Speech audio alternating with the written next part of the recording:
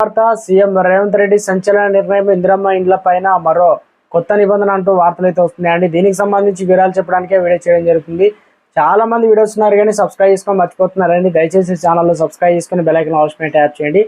చాలా మంది చూస్తున్నారు కానీ మీరు లైక్ చేయడం లేదండి. దయచేసి లైక్ చేయండి, ఇన్ఫర్మేషన్ అందరూ కూడా తెలుస్తుంది. ఇందిరమ్మ ఇండ్లకు సంబంధించి రాష్ట్ర ప్రభుత్వం కీలక నిర్ణయం తీసుకుంది. లబ్ధిదారులకు 5 లక్షల ఆర్థిక సహాయాన్ని 4 దశల్లో ఇవ్వాలని డిసైడ్ అయింది.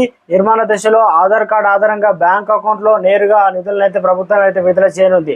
స్థలం ఉన్న వారికి ఇంటి నిర్మాణానికి 5 లక్షలు, స్థలం లేని వారికి స్థలంతో పాటు ఇంటి నిర్మాణానికి 5 లక్షలు అందజేయనుంది. ఇక ఇందిరమ్మ ఇండ్ల పథకానికి నెల 11న సీఎం రేవంత్ రెడ్డి భద్రాచలంలో ప్రారంభించనున్నారు.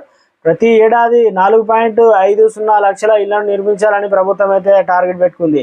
ప్రతి అసెంబ్లీ సెగ్మెంట్లో 3,500 చొప్పున మొత్తం 119 నియోజకవర్గంలో 4,16,500 అనగా ఈ రకంగా ఇళ్లు కేటాయించేది జరగబోతుందట. మిగిలిన ఇళ్లను రాష్ట్ర రిజర్వ్ కోటా కింద ఉంచాలని ప్రభుత్వం నిర్ణయించింది. ఇక ఆర్థిక సాయం ఏ రకంగా అందిస్తారంటే పునాది స్థాయిలో ₹1,00,000 వేస్తారు. రూఫ్ స్థాయిలో వచ్చేసి ₹1,00,000. ఇంటి పైకప్పు నిర్మాణం పూర్తయిన తర్వాత 2 లక్షలు, మొత్తం 4 లక్షలు వేస్తారు. నిర్మాణం పూర్తయిన తర్వాత మరోసారి ₹1,00,000 అయితే చెల్లించబోతున్నారు.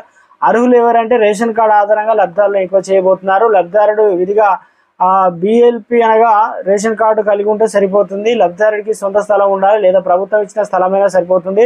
వివాహమై ఉమ్మడి కుటుంబంలో ఉంటున్న లబ్ధిదారులు ఎంపిక అయితే కావచ్చు అన్నమాట. అద్దె ఇంట్లో ఉంటున్న లబ్ధిదారుడు అయినా కావచ్చు, సింగిల్ మెన్ కావచ్చు, వితంతు మహిళా లబ్ధిదారులు కావచ్చు. ఇక గుడిసె గడ్డితో పైకప్పు నిర్మించిన ఇల్లు, మట్టి గోడలతో నిర్మించిన ఇళ్లను కూడా ఈ పథకానికి అర్హులే. ఇక ఇందిరమ్మ ఇళ్లను మహిళా పేరు మీదుగానే మంజూరు అయితే